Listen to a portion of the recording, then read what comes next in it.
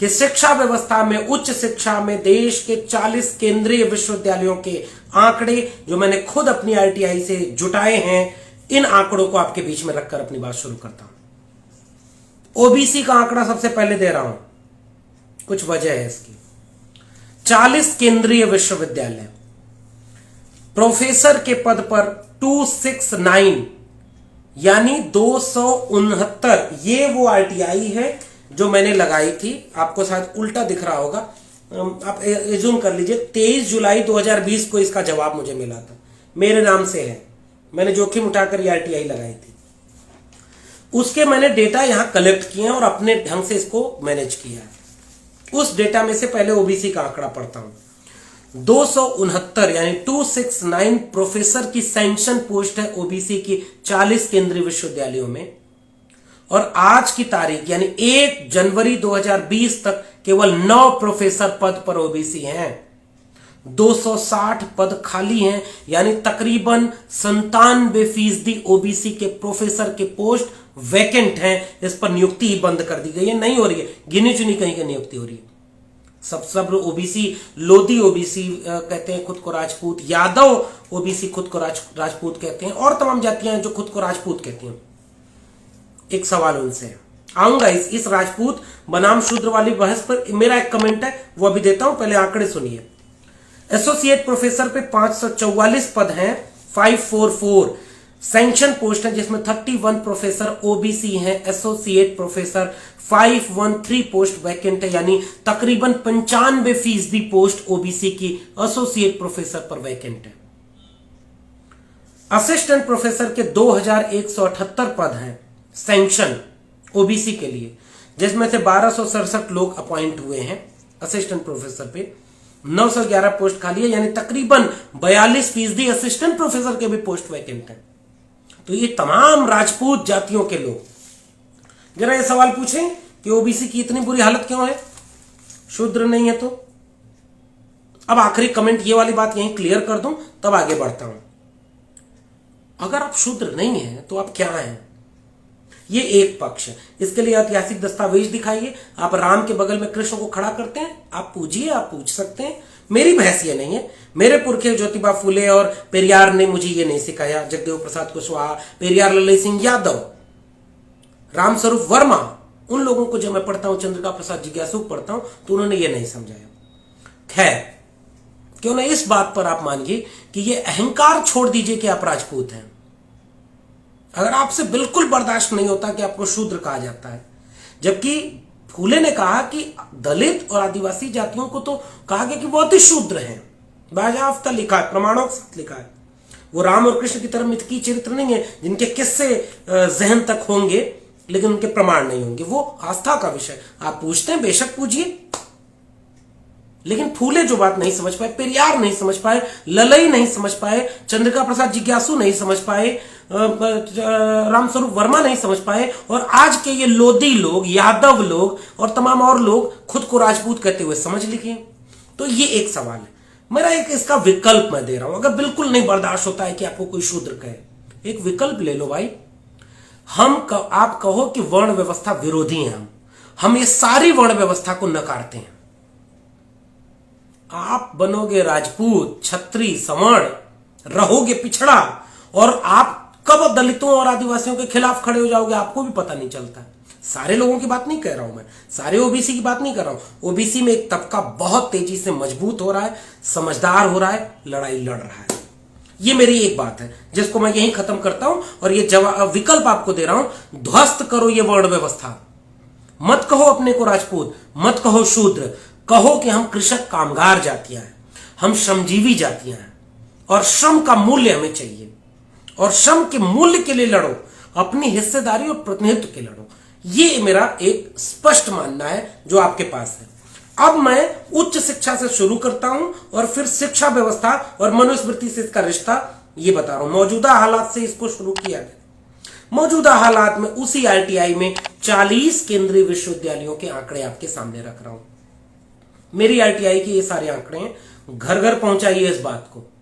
सवाल पूछिए उन लोगों से जो कहते हैं कि गर्व से कहो हम हिंदू हैं, उनसे पूछिए कि ये 85% हिंदू इस देश के प्रोफेसर क्यों नहीं बन पाए भाई?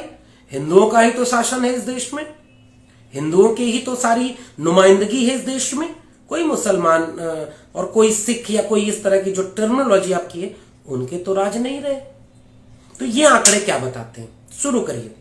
प्रोफेसर की पोस्ट पर शेड्यूल कास्ट के सैंक्शन पोस्ट है 297, तकरीबन 300, और शेड्यूल कास्ट यानी दलित प्रोफेसर 51 काम कर रहे हैं, 246 पोस्ट खाली है, यानी तकरीबन 83%, यानी 83% प्रोफेसर की पोस्ट दलितों की खाली छोड़ दी गई है।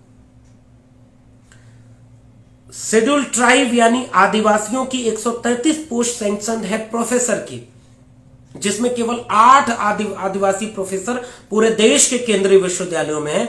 125 पोस्ट खाली है, यानी लगभग 94% आदिवासी प्रोफेसर की पोस्ट वैकेंट है 40 केंद्रीय विश्वविद्यालयों में।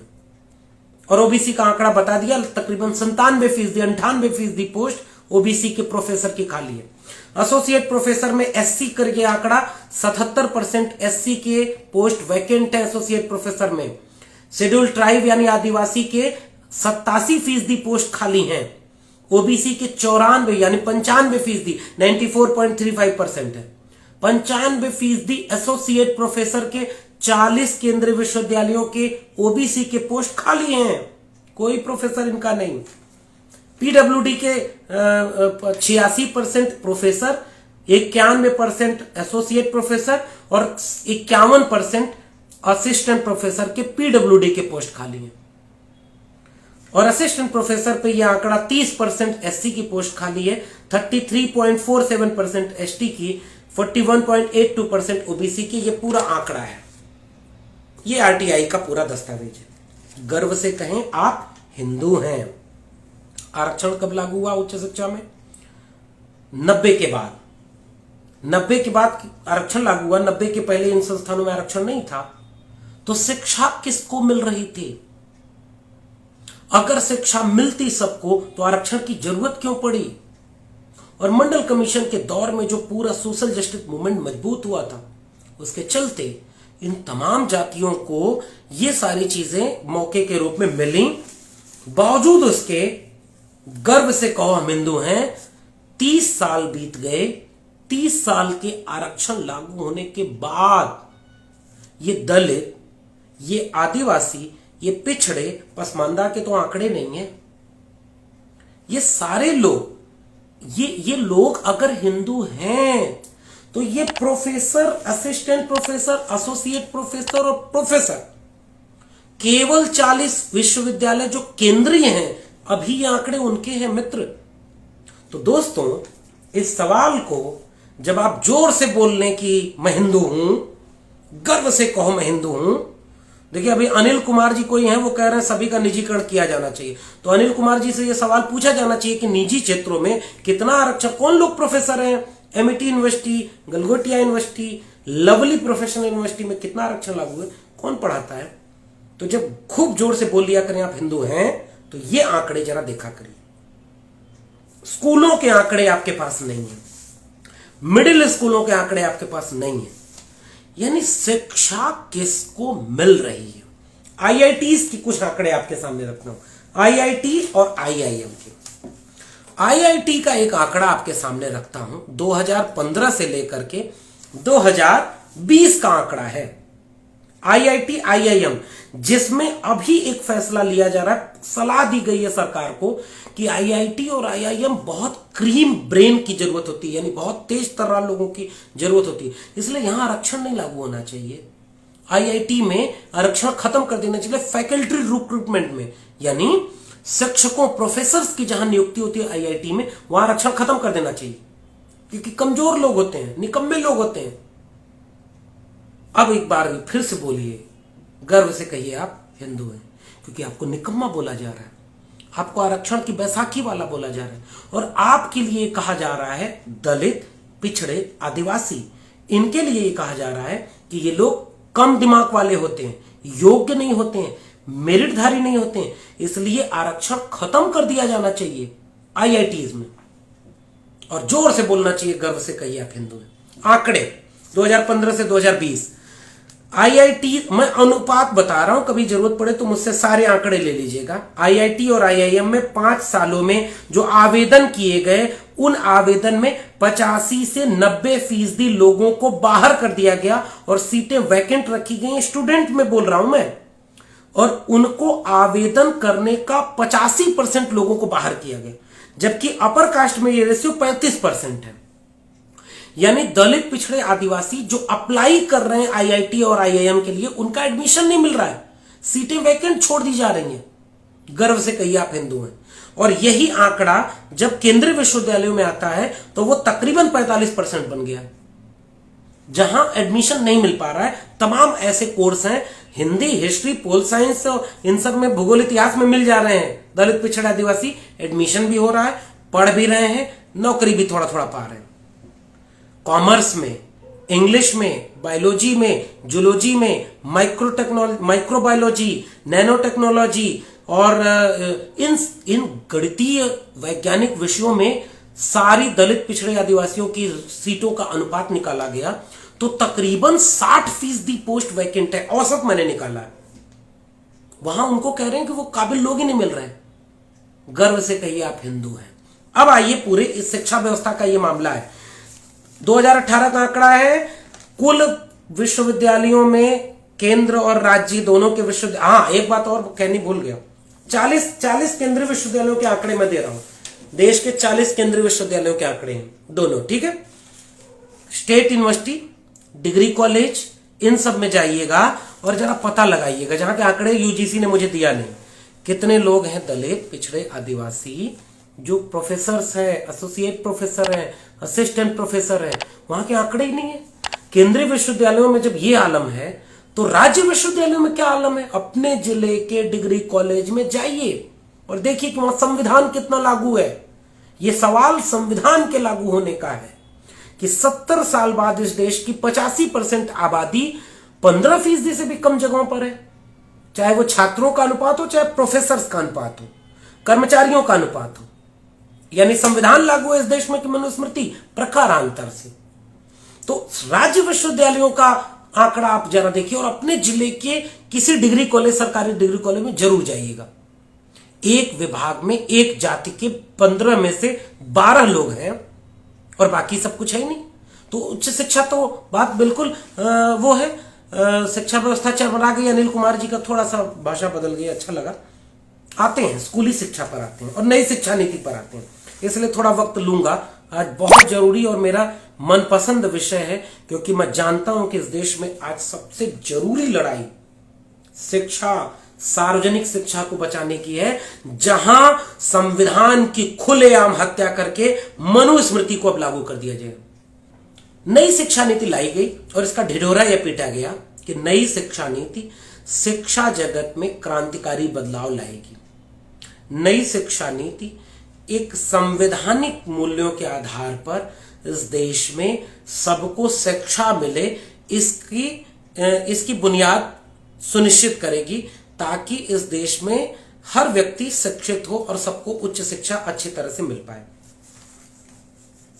अब कुछ जल्दी जल्दी आंकड़े बता रहा हूं, ध्यान से समझिएगा, आसान भाषा में बताता हूं, गांव गांव इस चीज को समझाइए। लव जिहाद, ट्रिपल तलाक, भारत पाकिस्तान, हिंदू मुसलमान और ये सारे मुद्दे आपके नहीं है। अब आंकड़े जरा सुनिए, आपके मुद्दे क्या हैं। इस देश में जो बजट दिया जाता है वो बजट क्या है, मैं आपको बता रहा हूं।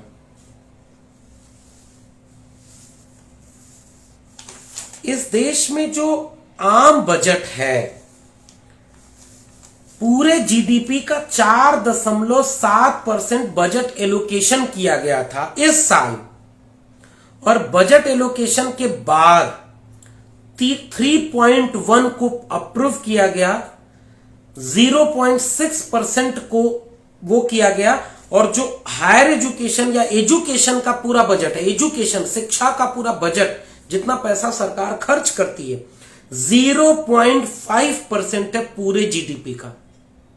पूरे जीडीपी का 0.5% बजट शिक्षा पर खर्च होता है। अब देखिए, जो मैं आपको आंकड़े दे रहा हूं, 2000 में ये अब जो कहा गया है इसमें एक बहुत छोटी छोटी बातें बहुत जल्दी कह देता हूं कि तीसरी तक की कक्षा आंगनबाड़ी शिक्षा विभाग के अंदर में होगी। 5 साल कार्यक्रम होगा, पहली दूसरी तीसरी और दो कक्षाएं जिसे कक्षा 1 और 2 कहते हैं वो फाउंडेशन कोर्स कही जाएंगी। कक्षा 3 से कक्षा 5 तक के कोर्स को प्रिपरी स्कूली शिक्षा की बात कर रहा हूं, प्रिपरेटरी सिस्टम कहा जाएगा। 6ठी कक्षा से 8वीं कक्षा को मिडिल कहा जाएगा। 9वीं से 12वीं को सेकेंडरी कहा जाएगा।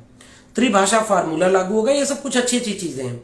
मातृभाषा, क्षेत्रीय भाषा और एक अन्य अदर लैंग्वेज में ये दिया जाएगा और एक कॉम्प्लेक्स बनाया जाएगा कि अंग्रेजी का जो कॉम्प्लेक्स है वो टूटे। संभव हो तो 8वीं के बाद से ये सारी चीजें शुरू कर दी जाएंगी। सेकेंडरी एजुकेशन में कोडिंग सिस्टम शुरू किया जाएगा जो 6वीं से शुरू हो जाएगा और बोर्ड एग्जाम से मुक्ति की बात कही गई, उसके दबाव से मुक्ति की बात कही गई। मल्टी स्ट्रीम पढ़ाई होगी, एक साथ कई तरह की पढ़ाइयां आप पढ़ सकते हैं। क्रॉस करिकुलर एक्टिविटी होगी, यानी आप साइंस के साथ इतिहास भूगोल पढ़ सकते हैं। ये अच्छी अच्छी चीजें बता रहा हूं। स्किल के लिए वो किया जाएगा। गांव में स्कूल लाइब्रेरी बुक क्लब की बात कही गई है पेज नंबर 13 पर। राष्ट्रीय शिक्षा नीति जो है उसके पूरे दस्तावेज मेरे हाथ में, उससे पढ़ रहा हूं, उसका कुछ शॉर्ट फॉर्म बनाया हूं। रिक्त पद भरे जाएंगे। जो अनुपात शिक्षक और छात्र का अनुपात 30 के जगह पे 1 है उसको 25 छात्रों पर 1 शिक्षक की नियुक्ति तक ले आया जाएगा। ये सारी अच्छी अच्छी चीजें। शेड्यूल कास्ट, शेड्यूल ट्राइब और ओबीसी का जो ड्रॉप आउट रेशियो है उसको कम किया जाएगा। अब मेरा सवाल सुनिए। स्कूली शिक्षा, अच्छा माध्यमिक शिक्षा भी बता ही देता हूं, फिर एक साथ इसका विश्लेषण करेंगे। उच्च शिक्षा में मल्टीपल एंट्री मल्टीपल एग्जिट की बात की गई है। क्रेडिट ट्रांसफर की बात कही गई। इसका मतलब आप समझते हैं, बीए 1 साल करके निकल जाइए, फिर कुछ दिन अगर नहीं पढ़ पा रहे तो दूसरे साल में बाद में एडमिशन लीजिए, तीसरे साल में बाद में 4 साल का बीए होगा। मल्टी डिसिप्लिनरी स्ट्रीम होगी, यानी एक साथ कई तरह के अलग अलग विषयों को भी पढ़ सकते हैं। उसके बाद एक रेगुलेटर होगा, हायर एजुकेशन रेगुलेटिंग अथॉरिटी, जो HECI होगा। स्टैंडर्ड एक जैसा होगा जिसको बोर्ड ऑफ गवर्नर्स चलाएंगे। नेशनल रिसर्च फाउंडेशन का निर्माण किया जाएगा। नेशनल असेसमेंट सेंटर स्कूल से लेकर कॉलेज तक एडमिशन के पूरे प्रोसेस को रखेगा। Higher education commission of India, भारतीय उच्चतर शिक्षा आयोग की बनाया जाएगा, जिसमें 3 चीजें होंगी। राष्ट्रीय उच्चतर शिक्षा विनियामक परिषद NHERC, जो सिंगल पॉइंट रेगुलेटर होगा, सबका नियंत्रण करेगा उच्च शिक्षा में। दूसरा होगा मेटा एक्रेडिटिंग राष्ट्रीय प्रत्यायन परिषद NAC, जो मान्यता देगा कि कौन सा स्कूल कौन सा विश्वविद्यालय अच्छा पढ़ा रहा है। और तीसरा होगा उच्चतर शिक्षा अनुदान परिषद HEGC, जो पैसा देगा। और चौथा होगा सामान्य शिक्षा परिषद, यानी जनरल एजुकेशन काउंसिल, जो स्नातक परिणाम और राष्ट्रीय उच्चतर शिक्षा योग्यता फ्रेमवर्क के जरिए सारी चीजें काम करेंगी। चेहरा विहीन संस्था होगी HECI, कोई अकाउंटेबिलिटी नहीं, कोई सवाल पूछ नहीं सकते। PM केयर फंड की तरह इसका पूरा स्ट्रक्चर बनाया गया। अब कुछ आंकड़े और बताता हूं, जल्दी से आंकड़े खत्म करूंगा, बोर मत होइएगा। आंकड़े बहुत जरूरी हैं। कई बार यह आरोप लगता है कि सामाजिक न्याय वाले केवल इमोशनल बातें कर रहे हैं। हम कर रहे हैं ना, आपको आंकड़े दे रहे हैं ना, आप इस आंकड़ों को गांव गांव पहुंचाइए। जो लव जिहाद पर, जो सिखों को गाली दे रहा है, जो मुसलमानों को गाली देता है, जो बैठ करके तमाम विपक्षी दलों को गाली दे रहा है और किसी की भक्ति में लीन है, उसे ये आंकड़े पढ़वाइए और कहिए कि तुम्हारे बच्चों के लिए क्या हो रहा है। संस्कृतिकरण किया जाएगा शिक्षा का, वैज्ञानिकरण नहीं करेंगे आप संस्कृतिकरण करेंगे। पहले भी तो संस्कृतिकरण था इस देश में, संस्कृतिकरण चलता है और संस्कृतिकरण अपने ढंग से काम कर रहा होता है। ज्ञान, प्रज्ञा, सत्य और ये सारी चीजों को करेंगे। के कस्तूरी रंगन की कमेटी बनी थी 2015 में और जिसके 2 लाख सुझाव आए थे, उनके आधार पर ये रिकमेंडेशन मिली है और इसके जरिए स्कूलों में ये सारा काम किया गया। अब स्कूलों के कुछ आंकड़े सुनिए। शिक्षा का संस्कृतिकरण किया गया। 1,05,000 कुल स्कूल हैं जिसमें 1 शिक्षक है। 1,05,000 शिक्षकों की नियुक्ति पर कोई ठोस कदम उठाएंगे क्या? इमारत और शिक्षक का अनुपात 50% से भी कम है। ये उन स्कूलों का आंकड़ा बता रहा हूं। मध्य प्रदेश में ऐसे स्कूल 17,000 है जिसमें 1 शिक्षक है, इमारत नहीं है, भैया टूटी फूटी जर्जर है। उत्तर प्रदेश में 17,000 है, राजस्थान में 13,575, आंध्र प्रदेश में तकरीबन 10,000, बिहार में तकरीबन 12,000। इतने स्कूल हैं जहां शिक्षक नहीं है।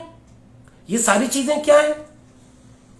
सन 2019 में सन 2000 में 83,99,443 शिक्षक थे। 2019 में 3 करोड़। 1995 में जो पैसा दिया गया वो कम हो गया है 2019 तक जाते आते। कहां तो इन्वेस्टमेंट बढ़ाना था शिक्षा व्यवस्था में, और अब सरकारें शिक्षा व्यवस्था में पैसा नहीं खर्च करना चाहती। 28% सरकारी स्कूल, 14.8 उच्च शिक्षण संस्थान ऐसे हैं जिसमें 30 से कम बच्चे होंगे। अब इसकी उस खतरनाक प्रावधान को सुनिए। स्कूलों में जहां बच्चे कम होंगे उन स्कूलों को बंद किया जाएगा या दूसरे स्कूल के साथ मर्ज किया जाएगा। सर्व शिक्षा अभियान क्या कहता था? गांव गांव में स्कूल हो, ताकि जिन बच्चों के यहाँ परिवार में गरीबी है, जिनके पास पैसे नहीं है, मुफ्त निःशुल्क उन्हें शिक्षा मिले, अच्छी शिक्षा मिले, और इमारत होगी, मिड डे मील मिलेगा, पढ़ने को मतलब खाने को, पहनने को सब कुछ होगा। और क्या आज हालत है? यूपी के स्कूलों में गाय भैंस बांधी जा रही, वो बहस का मुद्दा ही नहीं है। इसके बाद स्कूल बंद करेंगे और मेटा स्कूल बनाएंगे, यानी स्कूल अब आपके गांव से दूर होता जाएगा।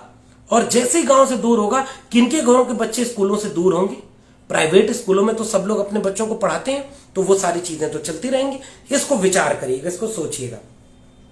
इसी तरह से विश्वविद्यालयों को कहा गया है, डिग्री कॉलेजों को कहा गया है कि 3000 डिग्री कॉलेज हैं, जो 3000 से बच्चों से कम के जो डिग्री कॉलेज हैं वो बंद होंगे या दूसरे डिग्री कॉलेज में शामिल कर दिए जाएंगे।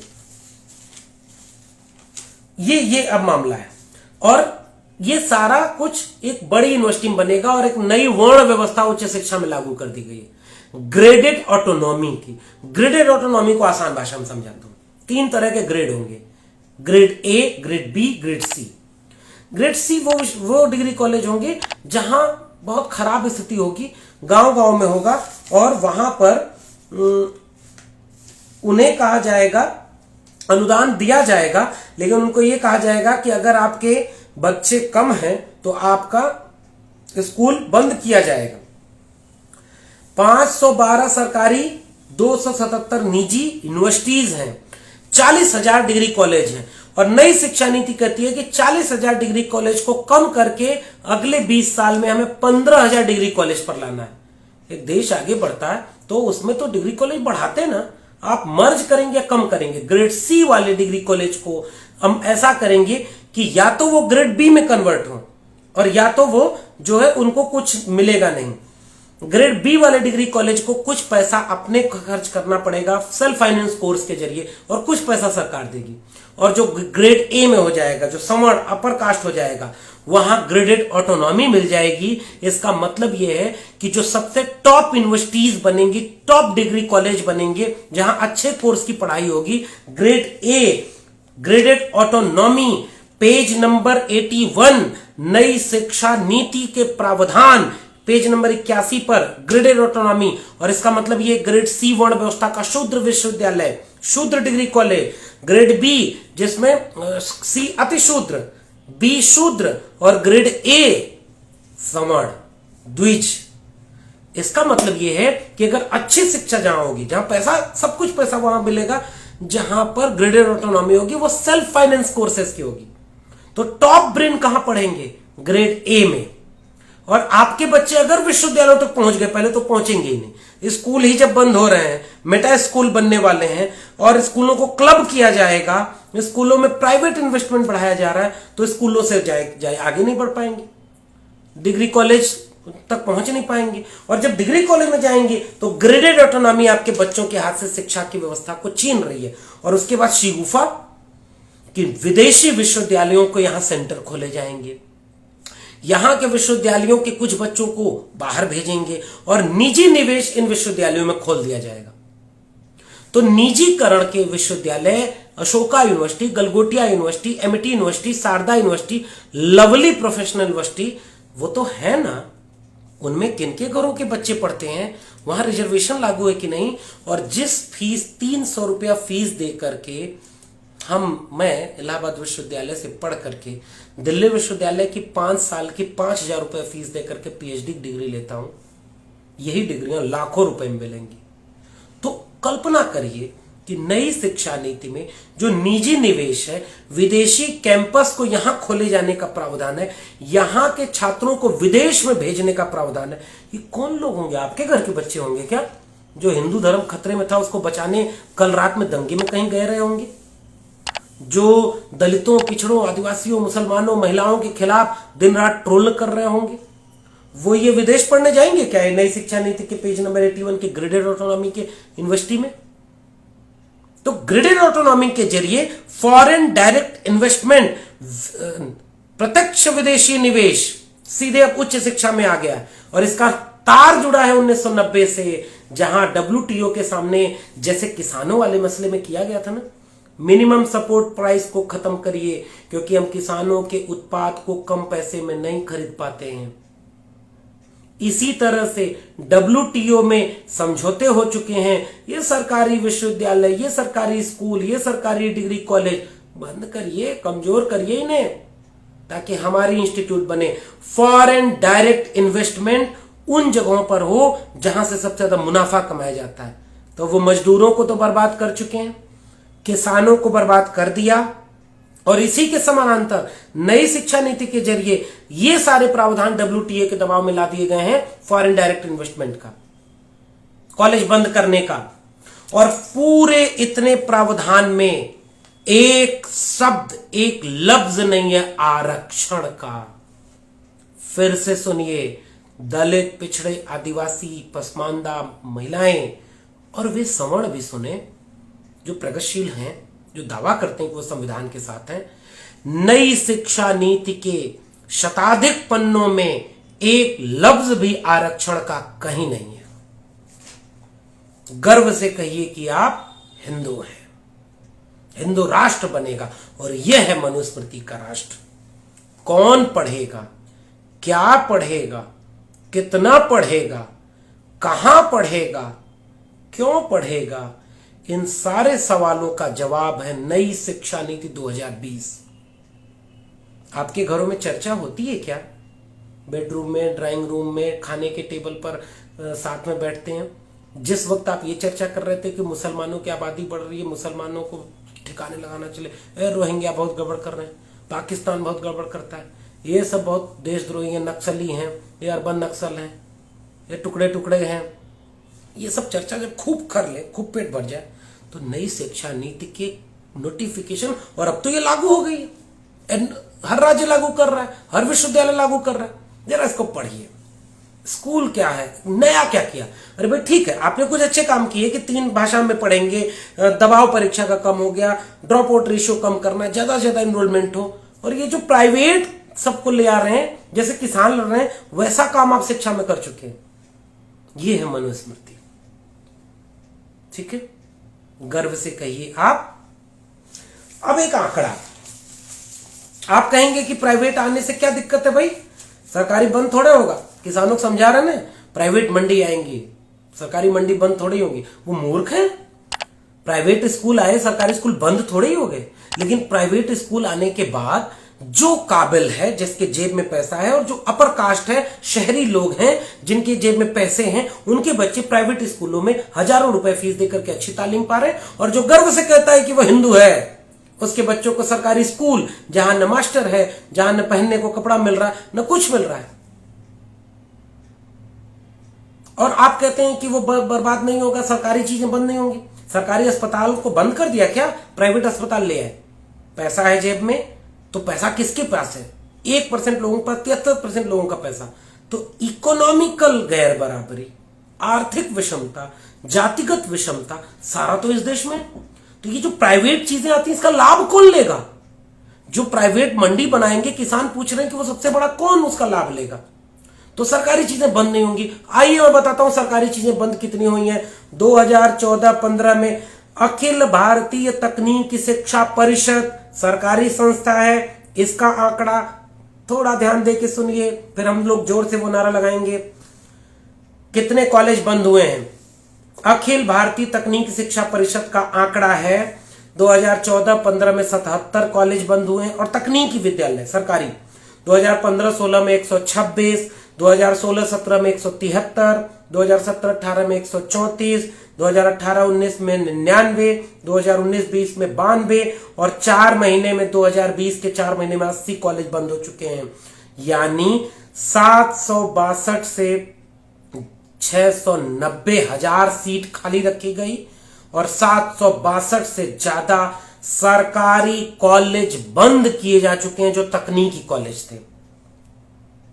सरकारी बंद होगा जिसमें फीस बिल्कुल नाम मात्र की लगती थी, रिजर्वेशन लागू था, गरीब, कमजोर, मजलूम, किसान, दलित, पिछड़ा, आदिवासी, कुम्हार, लुहार, बढ़ई, नाई, मोची, धोबी, कुशवाहा, पाल, पटेल, मौर्य, यादव, ये दलित, जाटव, आदिवासी, ये सारे लोग पढ़ते थे, पसमानदा पढ़ते थे। सरकारी कॉलेज बंद, तो निजी कॉलेजेस में कौन पढ़ने जाएगा? और कैसे आप ये नई शिक्षा नीति के जरिए जो प्राइवेटाइजेशन ला रहे हैं, उसमें प्राइवेट सेक्टर में तो कहीं आरक्षण नहीं है। तो बिना आरक्षण खत्म किए, याद करिए उस नेता का बयान जिसने कहा था हम आरक्षण को खत्म नहीं करेंगे, उसको इररिलेवेंट बना देंगे, आरक्षण औचित्यहीन बन जाएगा। और आरक्षण सरकारी शिक्षा में, सरकारी शिक्षा नई शिक्षा नीति से पूरी तरह खत्म, लागू हो गई मनुस्मृति, क्योंकि सरकारी जगहों पर आरक्षण और संविधान लागू होता है, निजी क्षेत्र में तो कहीं कोई संविधान उस तरह तो लागू नहीं होता। चलिए गर्व से कहिए आप, ये पूरा एक रूप। बहुत विनम्रता से आपसे एक आग्रह करता हूं, बहुत सारे लोग इस वीडियो को देखते हैं, इस मंच पर बार बार आने की एक वजह ये भी है, तमाम लोग फोन करते हैं, तमाम लोग मेरे फेसबुक पेज पर, मेरे यूट्यूब चैनल पर ये सारी बातें सुनते हैं, बहुत जोखिम लेके हम लोग ये बोलते हैं। लेकिन पता है हम लोग भी पूरी बात नहीं बोल पा रहे हैं। जितना मैं समझाने की कोशिश कर रहा हूं, खतरा इससे कई गुना ज्यादा है। और वो खतरा ये है कि आपके बच्चों के हाथ से शिक्षा का अधिकार पूरी तरह छीना जा रहा है। अब शिक्षा उनके घर के बच्चों को मिलेगी जो अपर कास्ट, अपर क्लास, पुरुष, शहरी होंगे। फिर से समझिए, अपर कास्ट, अपर क्लास, शहरी, पुरुष। हिंदी में कहूं, आसान भाषा, बोलचाल की भाषा में, ऊंची जाति के, पैसे वाले, शहरों में रहने वालों को अलग शिक्षा मिलेगी। गरीब हैं आप, आपके घर में पैसे नहीं है, आप हिंदू धर्म बचाइए या पंचर जोड़ना चाहिए। हाँ, एक बात तो बड़ी इंटरेस्टिंग छूटी गई। नई शिक्षा नीति कहती है कि हम सरकारी स्कूलों में शुरुआत से ही जो स्किल की ट्रेनिंग देंगे, पंचर जोड़ने वाले को हम देख लेंगे कि अच्छा वो पंचर जोड़ने वाला, उसको हम बचपन से ही पंचर जोड़ना सिखाएंगे, बड़ा होकर के अच्छा पंचर जोड़े। टोटी ठीक करने वाले को अच्छी टोटी बनाना सिखाएंगे ताकि बड़ा होकर के बढ़िया से टोटी जोड़े। चुनाई, पुताई, मोची का काम और पढ़ाई का काम, लुहार का काम हम बचपन में ही देख लेंगे कि कौन बच्चा अच्छा कर रहा है, उसको हम और ज्यादा स्किल उसकी ट्रेंड करेंगे। यानी तुम कुम्हार, लुहार, बढ़ई, नाई, मोची, इनके बच्चों को फिर से कुम्हार, लुहार, बढ़ई, नाई, मोची बनाने जा रहे हो। ये कौन सी स्किल की ट्रेनिंग? वर्ण व्यवस्था यही है, मनुस्मृति यही है। गंभीरता से इस सवाल को सोचिएगा। नई शिक्षा नीति स्किल ट्रेनिंग के नाम पर किसको पंचर जोड़ना सिखाएगी भाई? टोटी बनाना किसको सिखाएगी? एक कुम्हार का, एक लुहार का, एक बढ़ई का, एक नाई का, एक मोची का लड़की या लड़का क्यों नहीं इसरो में साइंटिस्ट बनेगा भाई? स्किल कैसे उसको देखोगे आप उसको ट्रेंड नहीं किए, आप उसको उस कोर्स में एडमिशन नहीं दिए, उसको ट्रेंड नहीं किए, उसको पढ़ाए नहीं, तो तुम कैसे देख लोगे कि वो एक वैज्ञानिक नहीं बन सकता, वो एक डॉक्टर नहीं बन सकती, एक आदिवासी लड़की एक अच्छी डॉक्टर नहीं बनेगी? उसको कुकिंग करना सिखाएंगे आप स्किल ट्रेनिंग के नाम पर? नई शिक्षा नीति तो ये कह रही है भाई, किसके बच्चे टोटी, पंचर जोड़ना, पेंटिंग करना, बढ़ई काम करना, लुहार, कुम्हार, बढ़ई, नाई, मोची कौन बनेगा? किसके बच्चे पढ़ेंगे स्किल ट्रेनिंग के नाम पर? और किसके बच्चे डॉक्टर बनेंगे, इंजीनियर बनेंगे, प्रोफेसर बनेंगे, वकील बनेंगे, जज बनेंगे, आईएएस पीसीएस बनेंगे? ये सोचने की चीज है। इसलिए नई शिक्षा नीति जो इसी कोविड की आड़ में लाई गई है, नई शिक्षा नीति जैसे किसानों के 3 बिल ला करके किसानों को बर्बाद कर दिया है, उनको निजी हाथों में छोड़ दिया है। उस पर बात है, इसी पेज पर पीछे जाके देखिएगा। जैसे श्रमिकों के हाथ से श्रमिक कानूनों का संशोधन करके उनके हाथ से उनके श्रम का मूल्य तक छीन लिया है, वैसे ही इस देश के गरीब, कमजोर, मजलूम, किसान, वंचित, शोषित, दलित, पिछड़े, आदिवासी, पसमानदा और महिलाओं के हाथ से शिक्षा के हक को पूरी तरह छीन चुके हैं। बेशक आज आपको नहीं समझ में आएगा, 20 साल बाद आप इन बातों को याद करेंगे। For more updates, subscribe to our channel, click the show links and enjoy watching the videos.